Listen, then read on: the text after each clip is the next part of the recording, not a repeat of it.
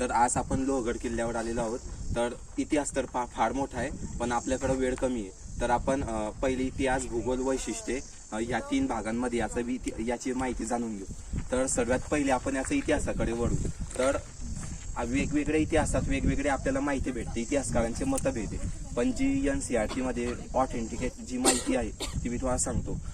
तर तसे 2 आपल्याला नमुने भेटतात। काही जण म्हणतात हा किल्ला 1200 वर्षापूर्वी जुना आहे, म्हणजे यादवांच्या कालखंडाचा आहे। तर काही म्हणतात की हा किल्ला 2000 वर्षापूर्वीचा जुना आहे। आणि महाराष्ट्र टुरिझमच्या गॅजेटियर मध्ये अशी नोंद आहे की हा किल्ला राजा सूरजमल यादवकालीन राजा याने बांधला होता। नंतर हा किल्ला नंतर याची प्रॉपर नोंद आपल्याला निजामशाहीत भेटते। 1439 मध्ये हा किल्ला पहिली यवनी सत्ता या लोहगडावर बसली। तर निजामशाही दुसरा बुरहान शाह हा या किल्ल्याचा सरदार होता। तर तो ह्या किल्ल्याचा किल्लेदार होता अशी आपल्याला गॅजेटियर मध्ये नोंद भेटते। नंतर 1630 मध्ये हा किल्ला आदिलशाहीत आला आणि 1657 मध्ये हा किल्ला मराठ्यांनी आदिलशहाकडनं जिंकून घेतला। नंतर हा किल्ला मराठ्यांमध्येच राहिला। 1713 मध्ये हा किल्ला कान्होजी आंग्रे, शाहू महाराजांनी कान्होजी आंग्रे यांना हा किल्ला बहाल केला। म्हणजे मराठ्यांमध्ये 2 गट झाले होते, एक शाहू महाराजांचा गट, एक तारा राणीचा गट। तर तेव्हा 1713 मध्ये हा किल्ला कान्होजी आंग्रे यांना सुपूर्द केला। नंतर 1720 मध्ये कान्होजी आंग्रेकडनं हा गड पेशवाईकडे गेला आणि 1720 नंतर हा किल्ला आपल्या 1803 ते 1804 याच्या आसपास हा किल्ला आपल्या पेशवाई मराठा साम्राज्यातच होता। फक्त 5 वर्षासाठी हा किल्ला मुघल साम्राज्यात होता। आणि नंतर जेव्हा 1802 साली युद्ध झाले दुसऱ्या बाजीरावासोबत, तेव्हा पहिलं युद्ध इंग्रज हारलेले होते। आणि नंतर जेव्हा रॉबर्ट नावाचा एक अधिकारी होता आणि प्रॉथर्ड नावाचा एक दुसरा अधिकारी होता, तर याच्याच तिकडे तुम्ही विसापूर किल्ला बघितला असेल, तर विसापूर किल्ल्यावर 3 याच्यात पण इतिहासकारांचे मतभेद आहे, कुठे 5 तोफा दिल्या, कुठे 3 तोफा दिल्या। तर तोफांचा मारा त्या विसापूर किल्ल्यावरनं लोहगडला केल्या आणि दुसरी बटालियन किल्ल्याची चढाई करत होती। तर आपले मराठे हे सजग नव्हते, तर तेव्हा ते त्या तोफांच्या मारेला सामोरे जात होते। पण जी दुसरी बटालियन होती त्यांच्याकडे मावळ्यांचं लक्ष गेलं नाही, त्याच्यामुळे किल्ला हा भेदला गेला आणि 1818 साली हा किल्ला इंग्रजी हुकमेखाली आला। आणि असा या किल्ल्याचा काहीसा फ्लो चाललेला आहे। त्याच्यानंतर यादवांच्या कालखंडाच्या आधी हा किल्ला चालुक्य, यादव, त्याच्यानंतर बमनी, तुघलक या सल्तनतीखाली राहिला। आणि नंतर 1818 पासून तर 1909 पर्यंत हा किल्ला गुलामीतच राहिला। इंग्रजांनी नंतर एक ऍक्ट पास केला होता की कोणताही मराठा सरदार या किल्ल्याचा जीर्णोद्धार करणार नाही, जर का केल्यास त्याला कारावास होईल। नंतर जेव्हा आपली आधुनिक क्रांती आपण जेव्हा वाचतो, तेव्हा आपण पहिले अर्धस्वराजची मागणी केली होती। तर 1909 मध्ये 26 मे 1909 मध्ये याला राष्ट्रीय संरक्षित स्मारक म्हणून घोषित केलं। आणि जेव्हा मग आपल्याला स्वातंत्र्य भेटलं, तेव्हा मग हा किल्ला पुरातत्व खात्याच्या अधीन आला आणि तेव्हापासून मग याचा किल्ला हा जो किल्ला आहे हा संवर्धनासाठी मोजला गेला। आता आपण पाहू की या किल्ल्यावर प्रॉपर कोणी लक्ष गेलं संवर्धनासाठी, तर नाना फडणवीसचा एक अधिकारी होता। विसाजी बांदल आणि कलसुरे हे 2 सरदार होते, त्यांनी या किल्ल्यासाठी संवर्धनासाठी मोलाचं काम केलं।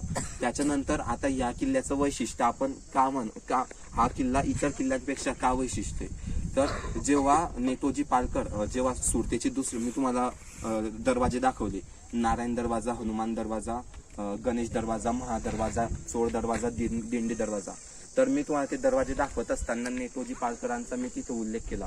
तर जेव्हा शिवरायांनी सुरतेची दुसरी लूट केली होती, बऱ्हाणपूर, जी मुघलांची, जशी आताची आपली आर्थिक राजधानी मुंबई आहे, तेव्हा मुघलांची आर्थिक राजधानी बऱ्हाणपूर होती। तर ते बुऱ्हाणपूर लुटलं आणि ती जी सुरतेची लूट आहे त्याला पण लुटलं। तर ती सुरतेची लूट घेऊन आपण शिवाजी महाराज रायगडला येणार होते। हा सुगावा प्रत्येकाला लागणारच होता, म्हणून महाराजांनी ठरवलं की हे धन आपण लोहगडला रवाना करायचं। आणि ते धन मग लोहगडला रवाना झालं आणि ते धन त्या लक्ष्मी कोठीमध्ये ठेवलं गेलं, त्याच्यामुळे त्याला नाव लक्ष्मी कोठी, लक्ष्मी नाव असे पडलेले आहे। तर काहीसा त्यामागचा हा असा इतिहास होता। आता आपण पुढे वळू भूगोलाकडे। तर याची भौगोलिक परिस्थिती असं, तर सर्वप्रथम याचं लोहगड नाव का पडलं याकडे आपण वळू। तर आपण जेव्हा किल्ला चढतो तेव्हा किल्ल्याची तटबंदी एका सर्पाकार आकाराप्रमाणे दिसते. त्याच्यानंतर तिकडं तो विंचूकडा आहे, म्हणजे सर्प आणि विंचू तुम्हाला या दोघांमध्ये हा किल्ला बसलेला दिसतो. त्याच्यानंतर एक पवना खोड आहे, एक इंद्रायणी खोड आहे. या दोघी खोड्यांच्या मध्ये हा लोहगड किल्ला बसलेला आहे. त्याच्यानंतर लोहगड किल्ल्याचं रक्षण करण्यासाठी पुढे 1 किलोमीटरच्या अंतरावर विसापूर किल्ला बांधलेला आहे. म्हणजे जेव्हा जेव्हा लोहगडवर आक्रमण होईल तेव्हा तेव्हा विसापूर किल्ला त्याचं संरक्षण करेल. तर 2 खोड्यांच्या मध्ये वसलेला आहे. त्याच्यानंतर विंचू आणि सर्प अशा विभिन्न याच्यात तो वसलेला आहे. त्याच्यानंतर विसापूर सारखी त्याला ढाल प्रदान झालेली आहे. तर या तिघ आशयांमुळे त्याला एक मजबूतीकरण आलं. त्या मजबूतीकरणामुळे त्याला लोहगड नाव पडलं. तर हे त्याच्या मागची आख्यायिका. आता आपण पुढे वळू. याची समुद्र सपाटीपासून उंची 1033 मीटर आणि फूटमध्ये मोजलं तर 3200 फुटाच्या आसपास येते. त्याच्यानंतर पवना आणि इंद्रायणी खोडीच्या मध्ये हा किल्ला वसला आहे. इथून तुम्हाला तुंग, तिकोना, त्याच्यानंतर पवनाचं खोरं पण तुम्हाला पाहता येतं. तुम्ही जे गुहा वगैरे ते पाहिल्या इथं, तर त्याचा वापर प्रामुख्याने ही जी रांग आहे ही मावळ डोंगर रांग आहे. याच्यात दोन प्रकारे याच्यात वर्गीकरण केलं जातं. एक नाणे मावळ आणि एक पवना मावळ. तर ह्या 2 पर्वत रांगांमध्ये जो म्हणजे जेव्हा मराठ्यांनी स्वराज्य वाढवलं होतं तेव्हा कल्याण भिवंडी हा परिसर जिंकताना ते लोहगड आणि विसापूर किल्ल्याकडे आले आणि त्यांनी हे किल्ले जिंकून घेतले. तर हे किल्ले जिंकत असताना त्यांना हा व्यापारी मार्ग दिसला आणि त्या व्यापारी मार्गांवर नजर ठेवण्यासाठी त्यांनी ह्या गुहांचा, या लेण्यांचा वापर केला होता. इथे भाज्या लेणी, कारला लेणी त्यांचा वापर केला होता त्या व्यापारी मार्गावर लक्ष ठेवण्यासाठी. त्याच्यानंतर तुम्हाला आता याची वैशिष्ट्ये काय, तर ही जी तटबंदी तुम्हाला दिसते ह्या तटबंदीचा एक प्रकार आहे. वेगवेगळ्या प्रकारच्या तटबंदी आहे. तर ह्या तटबंदीचा एक प्रकार आहे, त्याला म्हणतात चिरेबंदी तटबंदी. तर ही फार कमी पाहायला भेटते. त्याच्यानंतर दुसरं असं की तुम्हाला हे जे किल्ल्यावर आता नक्षीकाम तुम्हाला थोडंसं पाहायला भेटत. तर ते नक्षीकामची एक शैली आहे. वेगवेगळ्या प्रकार म्हणजे 3 प्रकारच्या शैल्या आढळतात आपल्याला. नागड शैली उत्तर भारतात, द्रविड शैली दक्षिण भारतात आणि या दोघींचा नमुना जेव्हा एकत्र होतो त्याला वेसर शैली म्हणतात. ती आढळते आपल्या दख्खनमध्ये. तर त्या शैलीप्रमाणेच एक आपल्याला वेलभुक्ती नक्षीकाम पाहायला भेटते. ते ह्या किल्ल्यावर केलं गेलंय. ते पण फार प्राचीन आहे. आणि हनुमान दरवाजा मी तुम्हाला सांगितलं, ह्या किल्ल्यावरची सर्वात जुनी वास्तू ही हनुमान दरवाजा आहे. त्याचं तण त्यावेळेस 2 टनच्या आसपास एवढं त्याचं वजन होतं. त्याच्यानंतर ही झाली वैशिष्ट्ये. आणि आता याच्यासाठी आपण आता हा झाला इतिहास. हा इतिहास, भूगोल वैशिष्ट्ये तुम्हाला कोणीही सांगेल, तुम्ही कोणतेही बरेच पुस्तके अवेलेबल आहे. पण आता याच्या पुढचा पॉईंट फार महत्वाचा आहे, किल्ल्याचं संवर्धन. तर आपण किल्ल्याचं संवर्धन कसं केलं पाहिजे. आता आपण कचरा उचलला, पण हे आपण एका दिवसाचं काम करतोय. तर असं काम न करता समजा आता आपण इथं सिस्टीम डेव्हलप करू शकतो. जर का आता खालून तो एक माणूस एक बिस्लरीची बॉटल विकत घेतोय तर तो इकडं सोडतोय, पण जर का तीच त्याने त्या दुकानदाराला गेली तर त्याचे 5-10% मूल्य त्याचं ऑफ होईल. म्हणजे तो ते बॉटल इकडं न फेकता तो त्याला देईल.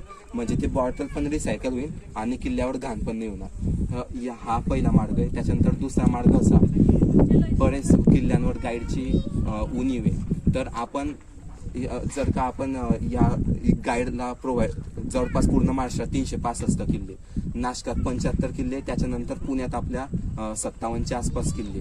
तर गाईड आपण प्रोव्हाइड केला तर रोजगाराची पण संधी आपण मिटवू शकतो आणि आपल्याला त्या किल्ल्याबद्दल आपलं संवर्धन पण करू शकतो.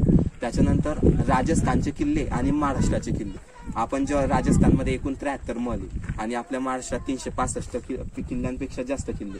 तर त्यांचे तिकडचे किल्ले डेव्हलप आहे, पण आपले किल्ले पुण्यातले मेंटेन दिसतील. पण असं का बरं, तर तिकडं प्रॉपर एक मेंटेनन्स आहे, आपल्या इकडं मेंटेनन्स नाही आहे. तर आपण त्याची उणीव कसं भरून काढू शकतो. त्यांनी तिकडं सौर ऊर्जेवर चालणारे लाईट लावले, तर आपण कदाचित ते पण आपण करू शकतो. तर त्या आधारे पण होईल. असे बरेच मार्ग आहे, आपण एक किल्ला संवर्धन करू शकतो. त्याच्यानंतर तुम्ही जे आता हे पाण्याची टाके पाहिजे, जवळपास गडावर 12-13 पेक्षा जास्त टाके असतील. तुम्हाला एक बावडी पण दिसेल, ते नाना फडणवीसांनी बावडी बनवली होती. बावडी म्हणजे उत्तर भारतात विहिरीला बावडी म्हणतात. तर नाना फडणवीसांनी ती बावडी बनवली होती. 16 कानांची ती बावडी.